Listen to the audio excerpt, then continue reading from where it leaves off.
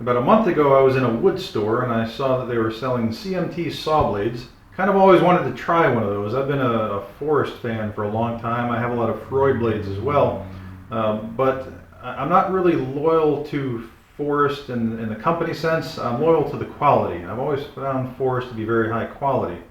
So I was willing to give it a shot. The guy sold it pretty hard and said that if the CMT was not the best blade I had ever used, I could just bring it back for a full refund. That sounds like a no-lose situation, so I bought the blade. It was about $80. The Forrest, on the other hand, I think cost me around $120 or $130 for the Chopmaster blade.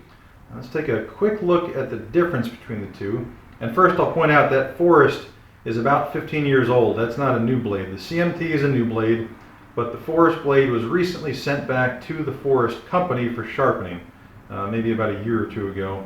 And I also cleaned it in some pitch and resin remover to make sure that there was no residue on the teeth that would affect the test.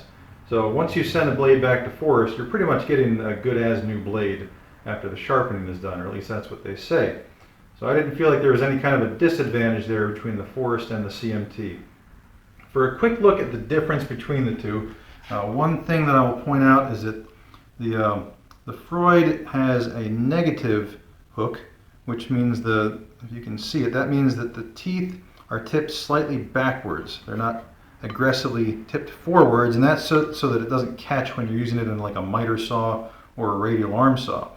The CMT, on the other hand, it looks like it's maybe possibly a positive 5 degrees. So it's a very slight hook forwards.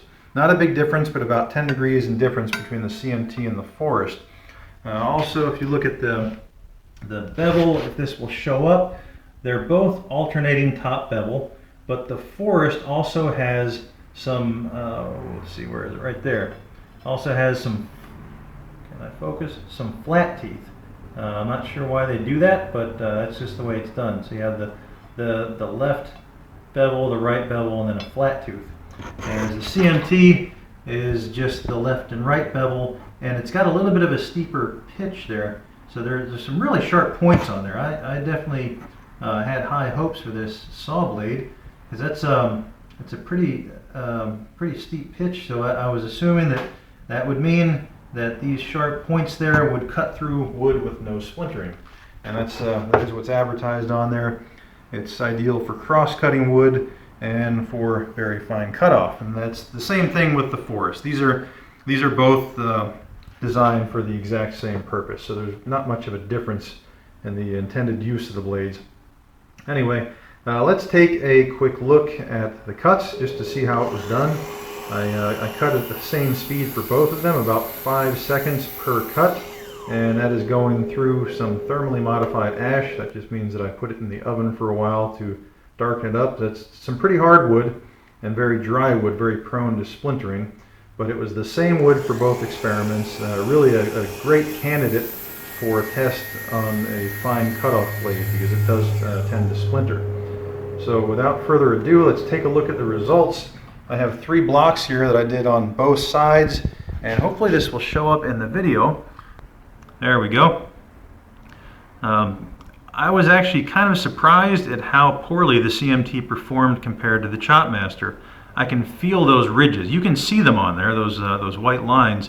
I can feel them with my fingernail, and when I put a level across there, I could see light on where all those ridges were, whereas the Chopmaster, very smooth and very flat. I don't know if it makes a difference in the viewability. This is a top view on both of those blocks with the CMT on the left and the Chopmaster on the right. And then I'll try to get in just a little bit closer and see if this cell phone camera will focus. That's the CMT. That crack down the middle was just from cooking the wood too quickly, so it dried out. That wasn't caused by the saw blade. But you can see the lines in there. That's pretty pronounced. And then a close-up of the Chopmaster. That you can see some very faint lines in there, but that is almost ready to be lightly sanded and finished.